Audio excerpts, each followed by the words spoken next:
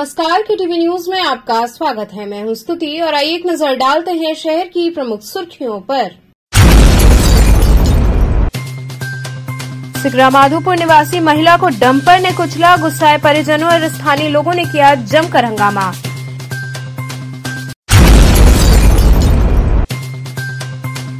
विद्युत संविदा कर्मचारियों द्वारा प्रदेशव्यापी आंदोलन के आह्वान पर किया गया सत्याग्रह।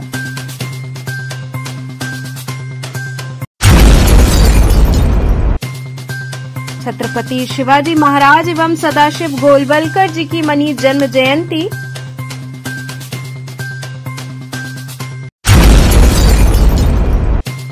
और संत रविदास जयंती पर भक्तों का जुटान शुरू, लाखों भक्तों के पहुंचने को लेकर हो रहा इंतजाम।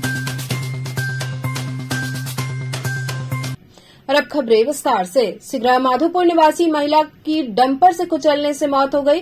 गुस्साए परिजनों और स्थानीय लोगों ने जमकर हंगामा किया। वाराणसी के सिगरा थाना क्षेत्र में मंगलवार की सुबह तेज रफ्तार डंपर ने सड़क पार करती महिला को रौंद दिया। महिला का सिर डंपर के पहिए के नीचे आ गया और उसने मौके पर ही दम तोड़ दिया। डंपर चालक वाहन छोड़कर मौके से भाग निकला। हालांकि बाद में स्थानीय लोगों ने उसे पकड़कर पुलिस को सौंप दिया। हादसे के बाद परिजनों और स्थानीय लोगों ने मौके पर जमकर हंगामा किया। सड़क पर जाम लगाते हुए कार्रवाई और मुआवजे की मांग होने लगी। वहीं पुलिस सभी को समझाने और हालात को कंट्रोल करने में जुटी रही। सिगरा थाना क्षेत्र के माधोपुर निवासी गीता शर्मा मंगलवार को 9 बजे घर से निकलकर सड़क पर आई थीं। वो अपना काम निपटाकर घर की ओर जा रही थीं। इसी दौरान निर्माणाधीन रोपवे स्टेशन से डंपर भी निकल रहा था। डंपर चालक ने गेट खुला देखकर तेज रफ्तार में वाहन बाहर निकाला और सड़क पर दौड़ा दिया। इसी दौरान गीता सड़क पार कर रही थीं और अचानक सामने से आ रहे डंपर की चपेट में आ गईं। डंपर से टकराकर सड़क की एक ओर गिर गई। उसके बाद उनके सिर से वाहन का पहिया गुजर गया और महिला ने मौके पर ही दम तोड़ दिया। हादसे के बाद भीड़ जुट गई और आगे घेर कर डंपर को रोक लिया। चालक ने उतरकर भागने का प्रयास किया, लेकिन लोगों ने उसे दबोच लिया। सूचना पाकर विद्यापीठ चौकी इंचार्ज समेत सिगरा इंस्पेक्टर भी पुलिस बल के साथ मौके पर पहुंच गए। जानकारी पाकर गीता के परिजन भी मौके पर पहुंचे और मुआवजे की मांग करने लगे। पुलिस सभी लोगों को समझाने बुझाने में जुटी रही। पूर्वांचल महिला व्यापार मंडल की अध्यक्ष सविता सिंह ने बताया कि जिस वक्त हादसा हुआ वो वहीं थी। लोगों की भीड़ ने आक्रोश में डंपर को तोड़ने का भी प्रयास किया। इस बीच तत्परता दिखाते हुए डंपर चालक को पकड़कर पुलिस के हवाले किया गया। गाड़ी स्मार्ट सिटी के तहत रोपवे में चल रही थी, लगी हुई थी और गाड़ी यहाँ पे आ चुकी है थाने पे और ड्राइवर भी आ चुका है, लेकिन गाड़ी मालिक का इंतजार हो रहा है। क्या घटना हुआ? घटना वहाँ पे ये हुई है कि गीता देवी है, रहने वाली माधोपुर की निवासी है और वो नगर निगम के तहत जॉब करती थी। अब इसमें रिटायर हो चुकी है। कितने बच्चे इनके हैं? इनके एक बेटे हैं, 2 बेटियां हैं। बेटियों की शादी हो चुकी है, अब बेटा है। क्या करने आई थी, कहाँ आई थी? ये सब्जी खरीदने आई थी अपने बेटे के साथ चनुआ सट्टी मंडी में और सब्जी खरीद के इस पार आ रही थी, उसी में ये गाड़ी से चपेट में आ गई है। विद्युत संविदा कर्मचारियों द्वारा प्रदेश व्यापी आंदोलन के आह्वान पर सत्याग्रह कर 17 सूत्री मांगे की गयी। विद्युत मजदूर संगठन उत्तर प्रदेश, विद्युत संविदा मजदूर संगठन उत्तर प्रदेश के बैनर तले विद्युत संविदा कर्मचारी द्वारा प्रदेशव्यापी आंदोलन के आह्वान पर मंगलवार को संगठन द्वारा भिखारीपुर में सत्याग्रह किया गया। इस मौके पर कर्मियों ने 17 सूत्री मांगे की, जिसमें आउटसोर्स द्वारा नियुक्त लाइनमैन तथा एसएसओ एवं कंप्यूटर ऑपरेटर को 25,000 एवं श्रमिक को 18,000 रूपये वेतन दिए जाने, आउटसोर्स कर्मचारी को सेवा काल में विद्युत दुर्घटना से मृत्यु अथवा स्थायी विकलांगता या अकाल मृत्यु के उपरांत कम से कम 10 लाख रुपए क्षतिपूर्ति दिए जाने, 10,000 वेतन पर कार्यरत आउटसोर्स एसएसओ को हटाकर 30,000 वेतन पर भूतपूर्व सैनिकों को सैनिक कल्याण निगम के माध्यम से रखने के आदेश को वापस लिए जाने समेत अन्य मांगे शामिल रहीं। हमारा कार्यक्रम है आज पूरे प्रदेश में प्रत्येक जिले में चेयरमैन को अपनी मांगों पर ज्ञापन देना है, जिसमें मुख्य मांग हम लोगों की है संविदा कर्मचारी का अकुशल का 18,000, कुशल का 24,000 वेतनमान दिया जाए और रिटायरमेंट उम्र उनकी भी 55 से बढ़ाकर 60 किया जाए और रिक्त पदों पर इनका वरीयता से भर्ती किया जाए। और रेगुलर की मुख्य मांग हमारी है कि सबको पुरानी पेंशन दी जाए और अधिकारियों की भांति सबको 3 पद का पदोन्नति का वेतनमान दिया जाए। जैसे हमारा कर्मचारी TG2 है या बाबू है, उसको पहला टाइम स्केल 9 साल पर अवर अभियंता का दिया जाए, 14 साल पर दूसरा सहायक अभियंता का दिया जाए, तीसरा एग्जीक्यूटिव इंजीनियर का दिया जाए 19 साल पर, जो कि अधिकारियों को मिल रहा है ऑलरेडी। वह सहायक अभियंता पर अपॉइंटमेंट हो रहा है उनका, वह एग्जीक्यूटिव इंजीनियर प्रमोशन पावे या न पावे, उनका वेतनमान 9 साल पर मिल जाता है एक्सीजन का, दूसरा SC का वेतनमान पाते हैं, तीसरा मुख्य अभियंता का वेतनमान पाते हैं। वो पदोन्नति न हो, वह अगर 19 साल तक सहायक अभियंता ही रहेंगे तो 19 साल में उनको मुख्य अभियंता का वेतनमान मिल जाता है। वही हमारी मेन डिमांड है कि यह भेदभाव समाप्त किया जाए। धन्यवाद। अगर आपकी मांगे नहीं मानी गई, नहीं, अगर इधर नहीं मानी गई तो फिर 27 तारीख को हमारा पूर्ण कार्यक्रम है, जिसमें शक्ति भवन पर पूरे प्रदेश के लोग जाएंगे, सत्याग्रह करेंगे और अपने मांगों के प्रति ऊर्जा मंत्री को ज्ञापन प्रेषित करेंगे। ये कार्यक्रम है हमारे संविदा भाई और रेगुलर कर्मचारियों के, बिजली विभाग कर्मचारियों के लिए। हम लोग, हमारे संगठन की ये मांग है कि हमारे जो संविदा कर्मचारी हैं, जो कुशल हैं, जो SSO की नौकरी करते हैं और जो हमारे यहाँ कंप्यूटर ऑपरेटर, उनको नियमित मतलब उनको मिनिमम 25,000 रुपये और जो अकुशल उनको 18,000 रुपये, ये मांग है। दूसरी मांग है कि जो हमारे संविदा भाई SSO की नौकरी कर रहे हैं और बहुत मेहनत से वो लोग कर रहे हैं, कोरोना काल में भी किए हैं, जबकि वो 10,000 रुपये पाते हैं, आज उनको हटा के कल्याण निगम, सैनिक कल्याण निगम से 30,000 रुपये का वेतनमान पाने वाले भूतपूर्व सैनिक को रखा जा रहा है, जो कि गलत है और इसका संगठन घोर निंदा करता है। जबकि हम लोग अपने SSO के लिए मांग करते हैं कि उनको 18,000 24,000 दे दिया जाए, वो सरकार नहीं सुन रही, वो प्रबंधन नहीं सुन रहा है, और जबकि उनके स्थान पे उनको हटा के 30,000 की पेमेंट देने वाले भूतपूर्व सैनिक कल्याण निगम को दे रहा है, ये गलत है। छत्रपति शिवाजी महाराज एवं सदाशिव गोलवलकर जी का जन्म जयंती समारोह मनाया गया। छत्रपति शिवाजी महाराज एवं सदाशिव गोलवलकर जी के जन्म जयंती समारोह का भव्य आयोजन बांसफाटक स्थित एक होटल में किया गया। कार्यक्रम के संयोजक लालजी गुप्ता, प्रदेश अध्यक्ष मां फाउंडेशन संस्था उत्तर प्रदेश है। मुख्य अतिथि डॉक्टर सोहन लाल सहित अन्य सदस्यों ने दीप प्रज्वलन कर कार्यक्रम की शुरुआत की। सभी ने महापुरुषों को पुष्पांजलि अर्पित कर नमन किया। कार्यक्रम की अध्यक्षता पूर्व पार्षद मनोज सिंह ने किया। इस अवसर पर बड़ी संख्या में फाउंडेशन के लोग उपस्थित रहे।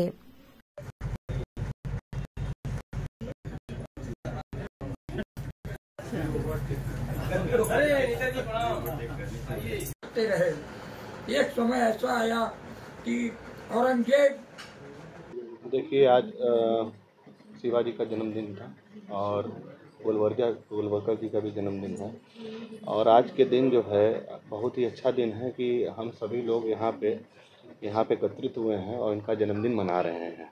और एक समाज में ये मैसेज भी देना चाहते हैं कि जिस तरह हिंदू धर्म हमारा आज की डेट में जागृत हो गया है और माननीय मोदी जी के नेतृत्व में सारी जिसकी एक परिकल्पना जो हम लोगों ने देखी थी, उसी को साकार करना और हम लोगों को जोड़ना है। धन्यवाद। आज शिवाजी और जो गोलवलकर जी का जन्मदिन है, उनकी जन्म शताब्दी यहाँ मनाई जा रही है और बहुत इनकी किस्से कहानियाँ सुन करके ही हम लोग बड़े हुए हैं। तो बहुत ही प्रेरणादायी जीवन रहा है शिवाजी का भी और गोलवलकर जी का भी। तो वो जो उनकी कहानियाँ थी, उससे जो एक जोश आता था हम लोगों को, वो आज भी बरकरार है। आज उसी चीज़ को, उसका इस जन्म शताब्दी को सर्व करने हम लोग यहाँ इकट्ठा हुए हैं। आज जयंती के अवसर पर क्या संदेश देना है? दरअसल आज बहुत ही गौरवशाली दिन है। छत्रपति शिवाजी महाराज का जन्मदिन अपने द्वितीय सर संचालक माधवराव सदाशिव गोलवलकर जी का जो है। छत्रपति शिवाजी महाराज वह पूरा जीवन पर्यंत जिस तरह मुगलों से संघर्ष करते रहे और उनका यह संघर्ष काल के बूते ही आज हिंदवी स्वराज्य की जो पहले कल्पना थी आज साकार रूप लेते चली आ रही है। उनके ही कारण हिंदू समाज गौरवान्वित होकर मुखर होकर के सर उठा के चल रहा है। और छत्रपति शिवाजी महाराज की घटनाएं कई याद आती हैं, चाहे गो हत्या के बारे में रोकने की हो या मुगलों से अत्याचार को रोकने की, जजिया कर को रोकने की बात हो, हिंदू धर्मस्थलों को जो है बचाने की बात हो, सब में छत्रपति शिवाजी महाराज की याद आती है। और तो और छत्रपति शिवाजी महाराज का पूरा जीवन पर्यंत देखा जाए तो जो रणनीति थी, जो कूटनीति थी और जो गोरिल्ला युद्ध था, गोरिल्ला युद्ध के कारण ही हिंदू समाज अपने हिंदू बीज को रक्षा करते हुए आज इस शिखर पर पहुंचा है कि हम अपने गौरवशाली जो शानदार संस्कृति और विरासत है, जो हमारे आराध्य स्थल है, उनकी रक्षा करने में समर्थ हो पा रहे हैं। और दूसरी ओर 19 फरवरी आज के ही दिन छत्रपति शिवाजी महाराज का जन्म हुआ था। 19 फरवरी 1906 को माधवराव सदाशिव होलकर जो है गोलवलकर जी का भी जन्म हुआ था।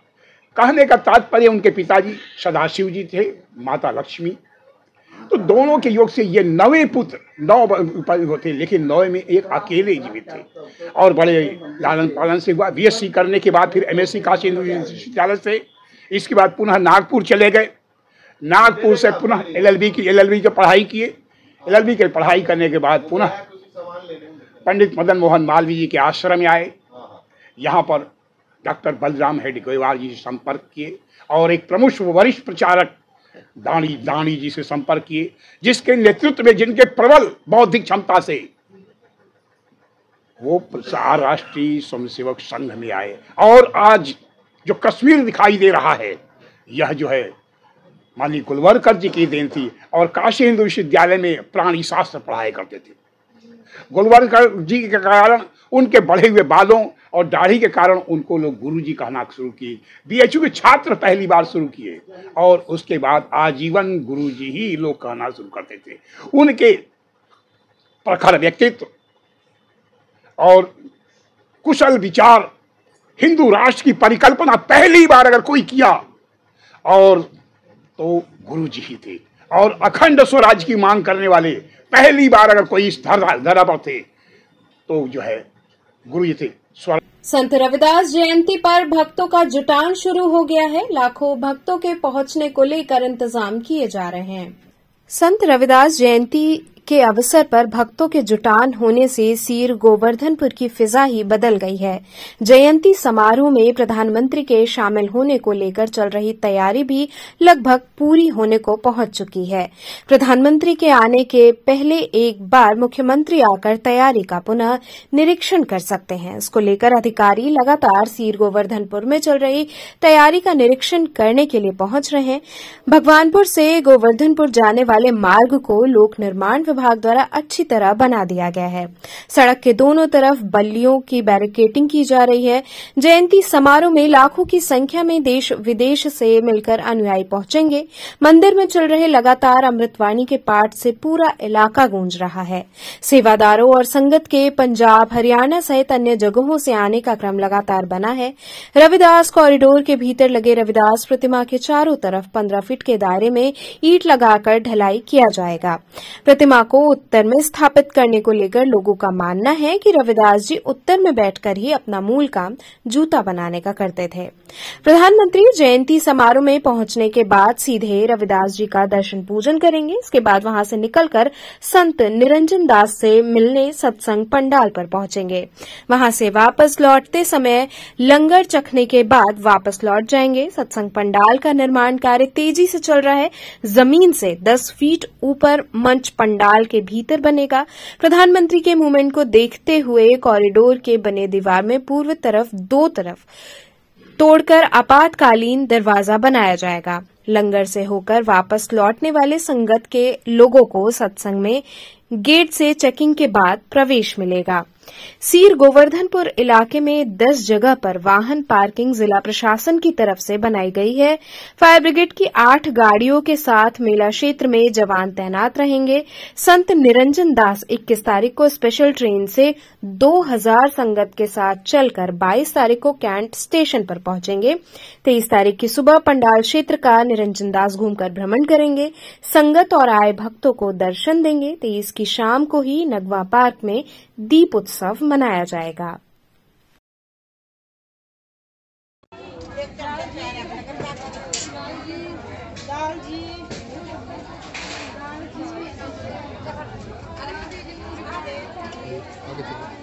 यहाँ रुकेंगे एक छोटे से ब्रेक के लिए। आप बने रहिए केटीवी के साथ।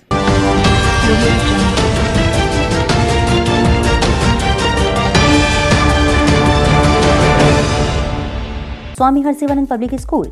छात्र छात्राओं हेतु वातानुकूलित छात्रावास की सुविधा, हर तिमाही युक्त खेल का मैदान, इंडोर गेम आउटडोर गेम की सुविधा, जिम, योगा, ध्यान की विशेष कक्षा, एनसीसी, एबीसी सर्टिफिकेट तथा करियर काउंसलिंग की सुविधा, विज्ञान, कला तथा कॉमर्स के साथ वैकल्पिक विषयों की एक लंबी श्रृंखला, कम फीस में उत्कृष्टतम अध्ययन की व्यवस्था, शहर के सभी क्षेत्रों में बस की सुविधा, विज्ञान, कंप्यूटर तथा सभी आधुनिकतम प्रयोगशाला उपलब्ध, audio video classes. Swami Harsivanand public school and hostel, शिक्षण समूह शाखाएं Garhwa Ghat, Ramna, Varanasi. Phone number 9554995413, Jagatganj Varanasi. Phone number 7408457111, Vanpurwa, Ramna, Varanasi. Phone number 9554955412, railway station road, Churk, Sonbhadra. Phone number 7081109710, Marsada, Ghorawal, Sonbhadra. Phone number 955496319495 एवं स्वामी हरसिवानंद महाविद्यालय, चुर्क, सोनभद्र। Phone number 7081109711। बाल विद्यालय माध्यमिक स्कूल मां गंगा के तट पर स्थित एक उत्कृष्ट स्कूल, LKG से क्लास 12 तक, affiliated to CBSE new Delhi, state of the art computer lab, बच्चों के खेलने कूदने की उचित व्यवस्था, smart classes for better understanding, बच्चों को खेलने एवं कल्चरल एक्टिविटीज के लिए एक विशाल ग्राउंड एवं स्टेज, फिजिक्स का प्रैक्टिकल, उत्कृष्ट केमिस्ट्री लैब, संगीत की कक्षाएं, खेल कूद की व्यवस्था जैसे बास्केटबॉल इत्यादि, योग्य शिक्षकों एवं शिक्षिकाओं द्वारा पठन पाठन की व्यवस्था, उत्कृष्ट ट्रांसपोर्ट की उचित व्यवस्था। आज ही प्रवेश हेतु संपर्क करें।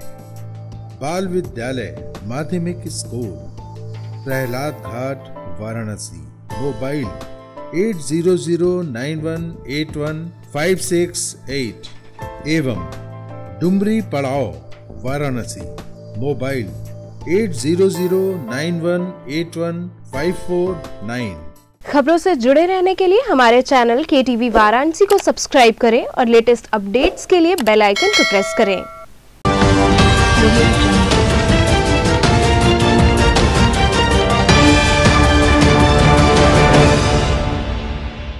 ब्रेक के बाद आपका स्वागत है। अंतर्राष्ट्रीय काशी घाट वॉक विश्वविद्यालय का 6वां वार्षिकोत्सव समारोह आयोजित हुआ। अंतर्राष्ट्रीय काशी घाट वॉक विश्वविद्यालय का 6वां वार्षिकोत्सव समारोह का उद्घाटन रीवा घाट पर संपन्न हुआ। इस बार के घाट वॉक का केंद्रीय विषय था घाट वॉक का नायकोत्सव। उद्घाटन के बाद काशी के विभिन्न घाटों से होता हुआ ये घाट वॉक राजघाट पर संपन्न हुआ। राधाकृष्ण गणेशन ने गणेश वंदना की। इस अवसर पर भोजपुरी के रचनाकार हरिराम द्विवेदी को श्रद्धांजलि दी गई। घाट वॉक के उद्घाटन कार्यक्रम में इस बार का मुख्य आकर्षण लोक कलाकार अष्टभुजा मिश्र द्वारा तुलसी घाट पर महान कवि तुलसीदास के भाव अभिनय का मंचन रहा, जिसमें काशी में तुलसी के संघर्ष को दिखाया गया। स्वागत वक्तव्य देते हुए काशी घाट वॉक के संस्थापक व प्रख्यात चिकित्सक प्रोफेसर विजयनाथ मिश्र ने कहा कि घाट वॉक काशी को जानने के साथ खुद को भी जानने का एक माध्यम है। यहाँ के हर घाट अपने पास एक महान नायक का बोध कराते हैं। उद्घाटन सत्र में मुख्य अतिथि के रूप में बोलते हुए पद्मश्री राजेश्वर आचार्य ने कहा कि काशी विनम्र बनाती है। यहाँ हर कोई नायक है क्योंकि हर किसी में ज्ञान की संभावना है। प्रत्येक घाट यहाँ ज्ञान के ठाठ है, घाट ज्ञान की सीढ़ी है। महंत विश्वम्भरनाथ मिश्र ने अध्यक्षीय वक्तव्य में कहा कि काशी भगवान शिव का प्रसाद है। यहाँ सहना भी ज्ञान का आधार है। काशी बहुआयामी है। यहाँ के घाट सांस्कृतिक कोड जैसे हैं। विशिष्ट अतिथि पद्मश्री ऋत्विक सान्याल रहे। घाट वॉक की अवधारणा पर बोलते हुए काशी घाट वॉक के संस्थापक सदस्य प्रोफेसर श्री प्रकाश शुक्ल ने कहा कि काशी के घाट रस सिक्त ही नहीं ज्ञान सिक्त भी हैं। शिव खुद में इसके नायक हैं, जिनके प्रभाव में यहाँ शंकराचार्य, रामानंद, कबीर, रविदास, तुलसीदास से लेकर वल्लभाचार्य, तेलंग स्वामी व मां आनंदमयी जैसे लोगों ने इस शहर को नायकत्व प्रदान किया। इसके बाद मानसरोवर घाट पर महिला सम्मान सत्र का आयोजन हुआ। कार्यक्रम में शिव शक्ति द्विवेदी, अमिताभ गौतम, किशन दीक्षित, प्रोफेसर देवेंद्र मिश्र के साथ भारी संख्या में शहर व बाहर से आए हुए सैकड़ों की संख्या में उत्साही घाट वॉकर मौजूद रहे।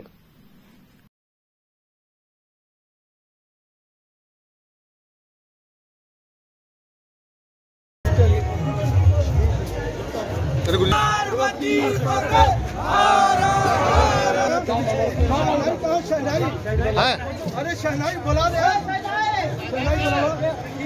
किस तरह का ये घाट वाक चल रहा है और क्या है आज? असल में अंतर्राष्ट्रीय काशी घाट वाक विश्वविद्यालय का 6वां वार्षिक आयोजन है और इस बार का जो वार्षिक समारोह है ये घाट वाक के नायकोत्सव के नाम पे समर्पित है। इसका मतलब यह है कि प्रत्येक वर्ष हम किसी मुख्य विषय पर इस समारोह का आयोजन करते हैं। इस बार हम इस घाट वाक के माध्यम से यह पता करने की कोशिश कर रहे हैं कि आखिरकार काशी में वैसे कौन कौन से महान नायक रहे जिसके कारण से काशी पूरी दुनिया में, पूरे विश्व में जानी गई। और इस प्रक्रिया में आज हम लोग विभिन्न घाटों पर शंकराचार्य, तुलसीदास, स्वामी वल्लभाचार्य, श्री तैलंग स्वामी से लेकर के तमाम यहाँ के बौद्धिक और रचनाकारों के बारे में जानेंगे, समझेंगे, उन पर संवाद करेंगे, जिससे पूरी दुनिया में न केवल एक नए तरीके से हम अपने नायकों को बता सकें बल्कि नई पीढ़ी को भी काशी के महान नायकों के बारे में बता सके, उन्हें जोड़ सके। Thank you sir. राजघाट स्थित गुरु रविदास मंदिर में रविदास जयंती पर विविध कार्यक्रम किए जाएंगे। राजघाट स्थित बाबू जगजीवन राम जी द्वारा संस्थापित गुरु रविदास मंदिर में आगामी रविदास जयंती के दृष्टिगत जोरों शोरों से तैयारी चल रही है। रविदास जयंती के अवसर पर यहां लाखों श्रद्धालु गुरु चरणों में शीश नवाने आते हैं। इस संदर्भ में सेवादार वीरेंद्र कुमार बबलू ने बताया कि आगामी 24 फरवरी को गुरु रविदास जी की जयंती है और इसके लिए 1 महीने पूर्व से ही तैयारी चल रही है। रंग रोगन, साफ सफाई इत्यादि का कार्य कराया गया है। आगामी 22 फरवरी से यहां पर भंडारा चलेगा जो कि 4 दिनों तक चलेगा। उन्होंने बताया कि समारोह में पूर्व लोकसभा स्पीकर मीरा कुमार सम्मिलित होंगी। लंगर प्रसाद वितरण के साथ ही मंदिर परिसर में भजन कीर्तन का कार्यक्रम भी किया जाएगा। उन्होंने बताया कि पंजाब, हरियाणा, चंडीगढ़ सहित देश विदेश से भक्त यहां गुरु चरणों में मत्था टेकने आते हैं। संपूर्ण आयोजन के संदर्भ में प्रबंधक मदन भगत, मनोज कुमार, रामविलास पुजारी ने संयुक्त रूप से जानकारी दी। यहाँ मंदिर पे गुरु रविदास जी की जयंती 24 फरवरी को है, जिसके उपलक्ष्य में यहाँ 1 महीने से तैयारियां चल रही हैं। रंग रोगन, साफ सफाई वगैरह वगैरह। 22 तारीख से यहाँ भंडारा भव्य लंगर का आयोजन किया गया है। 22, 23, 24, 25, जिसमें मंदिर की मेन संस्थापक माननीय मीरा कुमार जी, पूर्व लोकसभा स्पीकर, उनका आगमन 22 तारीख से है। वो आती हैं, दिन भर यहाँ रहती हैं और खास किया होगा यहाँ पे मंदिर। यहाँ 22 तारीख से भजन कीर्तन का कार्यक्रम है और लंगर का है। और गुरुजी के लिए श्रद्धालु दूर दूर से आते हैं, पंजाब से, हरियाणा से, देश विदेश से भी लोग आते हैं। हम लोग सेवा में लगे रहते हैं। लगभग कितने लोगों की आने की उम्मीद है यहाँ पे? लगभग 22 तारीख से तो स्टार्टिंग होगा। 10,000, 15,000, 20,000 ऐसे भीड़ डेली आते हैं लोग। तो क्या खास व्यवस्था की गई है मंदिर में भारी भीड़ को देखते हुए पुलिस प्रशासन द्वारा? जी, पूरा पुलिस प्रशासन सहयोग कर रहा है। पूरा वो चौकी इंचार्ज और इंस्पेक्टर आदमपुर से हम लोग को पूरा सहयोग मिल रहा है और उसकी पूरा व्यवस्था हम लोग सुचारू रूप से कर लिए हैं। भक्तों के लिए सारी व्यवस्थाएं पूर्ण। जी। मार्कंडे महादेव मंदिर में भक्तों का तांता लगा रहता है। आइए जानते हैं मंदिर से जुड़े रोचक तथ्यों के विषय में। वाराणसी से करीब 30 किलोमीटर दूर गंगा गोमती के संगम तट पर स्थित मार्कंडे महादेव मंदिर में भक्तों का तांता लगा रहता है। मंदिर वाराणसी गाजीपुर राजमार्ग पर कैथी गांव के पास है।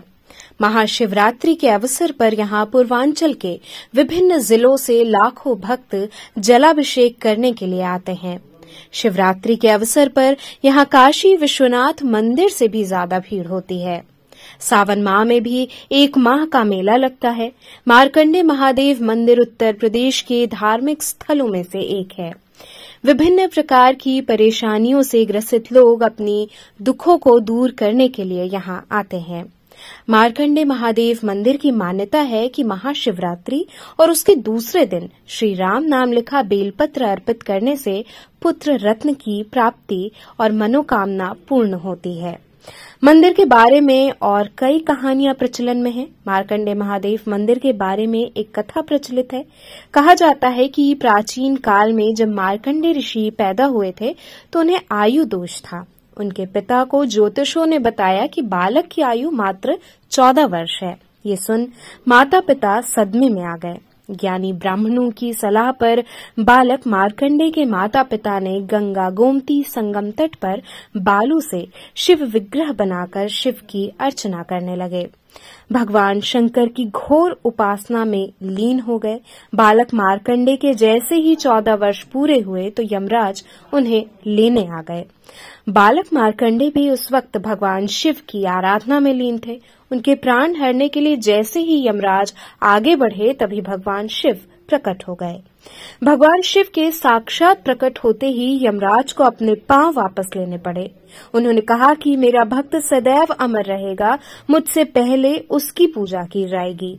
तभी से उस जगह पर मार्कंडे जी व महादेव जी की पूजा की जाने लगी और तभी से ये स्थल मार्कंडे महादेव मंदिर के नाम से प्रसिद्ध हो गया। तभी से शंकर भगवान के मंदिर में ही दीवार में मार्कंडे महादेव की पूजा होने लगी।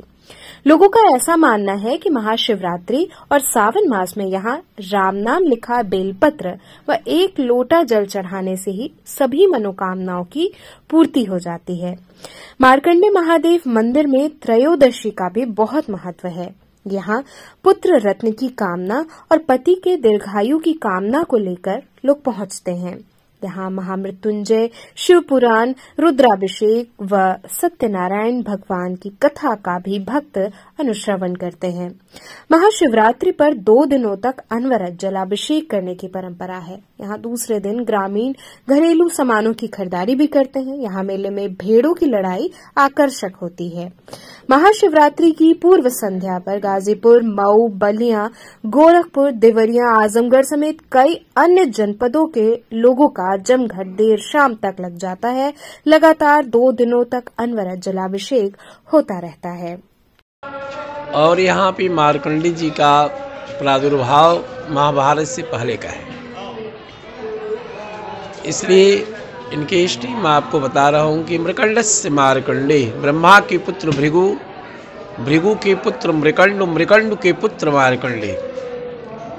मृकंड ऋषि को कोई संतान नहीं था। हम लोग बोलते हैं बिना पुत्रो गति नास्ते। आप आम भाषा में बोलते हैं कि ये बात बाजी ने इनको पुत्र नहीं है तो अपार कष्ट होता है। ऐसे ही मृकंड ऋषि को हुआ अपार कष्ट और उन्होंने जो है भगवान अपनी जन्म कुंडली देखा, उसमें पुत्र का योग नहीं था। उन्होंने जो है भगवान ब्रह्मा की आराधना किया। ब्रह्मा ने कहा तुम्हारे भाग्य में पुत्र नहीं है। भगवान विष्णु की आराधना की, उन्होंने कहा तुम्हारे भाग्य में पुत्र नहीं है। उन्होंने कहा कोई उपाय तो होगा। बोला भगवान शिव की उपासना करो। भगवान शिव की उपासना किए। शिव जी ने कहा तुम्हारे भाग्य में तो पुत्र नहीं है, लेकिन तूने मेरी उपासना किया इसलिए तुझे पुत्र की प्राप्ति होगी। कैसा पुत्र चाहिए? महर्षि मृकंड ने कहा सर्वज्ञ दीर्घायु। शिव ने कहा नहीं, इसमें 2 है। सर्वज्ञ में सब कुछ जानने वाला ज्ञानी होगा, वो 12 वर्ष के लिए होगा, और दीर्घायु जो लंबी आयु लगा होगा वो बहुत जो उम्र होगा, लेकिन ज्ञानी नहीं होगा। बोला हमें ज्ञानी चाहिए। मार्कंडे ऋषि पैदा हुए 12 वर्ष के लिए। 8 वर्ष बीतता है, इनकी माँ रोने लगती है। उन्होंने पूछा क्यों रो रही हो? तूने बताया कि बहुत तपस्या करने के बाद तुझे मैं पाई हूँ, तुम्हारी आयु सिर्फ 12 वर्ष के लिए। बड़ी छोटी सी प्रश्न है कि आपने तपस्या कर मुझे पाया और मैं तपस्या कर आयु बढ़ा सकूं। वही घर छोड़ते हैं, बिंदवन विंध्याचल में आते हैं। माता जी ने कहा यहाँ शांति नहीं मिलेगी, तुम आनंद वन काशी चले जाओ। आनंद वन काशी में आते हैं। बाबा ने कहा यह आनंद की नगरी है, आनंद में विभोर हो जाओगी, इसलिए तपोवन चले जाओ। यहाँ आते हैं घनघोर जंगल, मिट्टी का पार्थिव बनाकर पूछते हैं। 12 वर्ष बीत जाता है, यमराज आता है। जो ही मार्कंडे को खींचना चाहता है वो मूर्ति को पकड़ लेते हैं, और मूर्ति को जो पकड़ लेते हैं स्वतः मूर्ति से भगवान शिव निकलते हैं चतुर्भुज में, और यमराज को मारने के लिए तैयार हो जाते हैं। जब यमराज को मारने के लिए तैयार हो जाए, यमराज हाथ जोड़ लेता है, मैंने क्या बिगाड़ा? जो ब्रह्मा जी ने कहा कि ब्रह्मा का दिया हुआ पुत्र नहीं है, मेरा दिया हुआ पुत्र है, मेरी आई से है। इसलिए चतुर्युगे सहस्राणि 4000 युग बीतेगा। ब्रह्मा का 12 दिन होगा, विष्णु का 1 दिन होगा, भगवान शिव का निमिष मात्र होगा। इसलिए यहाँ पे उन्होंने कहा वर मांगो, तो मार्कंडेय जी ने वर मांगा। जैसे मैं किसी माँ के गोद में नहीं मिल रहा था, आपने दिया, वैसे पुत्र के लिए कोई आता है पुत्र की प्राप्ति हो, आयु के लिए आता है आयु की प्राप्ति, जो भी कुछ मांगे उसे मेरे 3 वाक्य मार्कंडेय ने बतवाया। इसके बाद उन्होंने कहा महाप्रलय दिखाइए। महाप्रलय दिखाते हैं, महाप्रलय में भी मार्कंडेय का नाश नहीं होता है। अक्षय वट के पत्ते पर बालक बनकर भगवान विष्णु खेलते हैं। मार्कंडेय चेष्टा करते हैं, तब तक उनके पेट में चले जाते हैं, सारे संसार को देखते हैं। महाप्रलय में भी मार्कंडेय का नाश नहीं होता है। तब व्यासजी श्लोक लिखा, श्री महाभारती मार्कंडेय राजन दुर्लभम गोमती गंगा शवा संगमे लोक विस्तृत अग्निष्टो महाप्रतिकुलंच समुद्रेत। यह महाभारत से बहुत पहले का जंगल है, इसलिए यह स्थान दुर्लभ है। जो यहाँ कुछ मांगता है उसे मिलता है, चाहे पुत्र मांगे, आयु मांगे, धन मांगे, संपत्ति मांगे, जो भी कुछ मांगता है उसे मिलता है, इसलिए स्थान दुर्लभ है। भारत रंग महोत्सव की चौथी निशा में उपेंद्र नाथ अश्क के हास्य नाटक का मंचन हुआ। नौसिखिया कलाकार के कारण किसी नाटक का कितना नुकसान हो सकता है, इसका प्रमाण सोमवार को भारत रंग महोत्सव में दिखा। महोत्सव की चौथी शाम पर्दा उठाओ पर्दा गिराओ शीर्षक मंचित नाटक इसी विषय पर केंद्रित रहा। कबीरचौरा स्थित राष्ट्रीय नाट्य विद्यालय काशी केंद्र के शाकुंतल सभागार में बनारस यूथ थिएटर के नाटक के ज्यादातर दृश्यों में ठहाके गूंजे। उपेंद्र नाथ अश्क के हास्य नाटक के बहाने गैर पेशेवर नाट्यकारों की चुनौतियों को बखूबी दर्शाया गया। एक नाट्य निर्देशक की असहाय स्थिति भी जीवंत हुई। बार बार डायलॉग भूल जाने से नाटक का बंटाधार हो गया। नाटक में जबरन थोपे गए भीम के किरदार को पुष्कर रवि विशेष जीवंतता प्रदान की। वहीं चौपदार के छोटे से किरदार में सत्येंद्र यादव ने प्रभावित किया। उत्कर्ष उपेंद्र सहस्त्रबुद्धि के निर्देशन में मंचित नाटक में अर्चना निगम, विशाल श्रीवास्तव, श्रुति, प्रतीक्षा, रोहन, अदिति, सार्थक, चाहत आदि ने प्रभावी अभिनय से बांधे रखा। मेरा नाम है सार्थक दत्ता।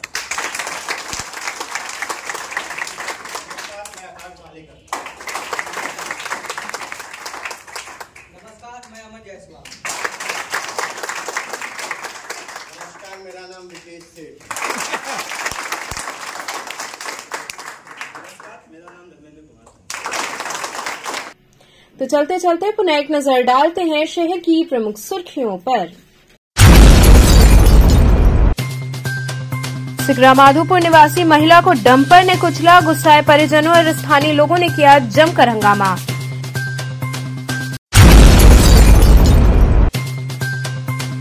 विद्युत संविदा कर्मचारियों द्वारा प्रदेशव्यापी आंदोलन के आह्वान पर किया गया सत्याग्रह।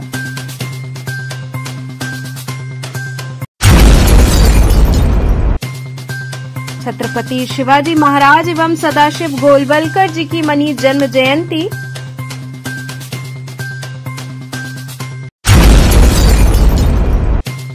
और संत रविदास जयंती पर भक्तों का जुटान शुरू, लाखों भक्तों के पहुंचने को लेकर हो रहा इंतजाम।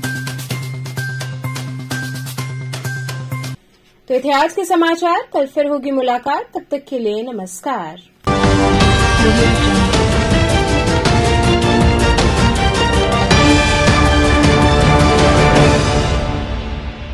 खबरों से जुड़े रहने के लिए हमारे चैनल KTV वाराणसी को सब्सक्राइब करें और लेटेस्ट अपडेट्स के लिए बेल आइकन को प्रेस करें।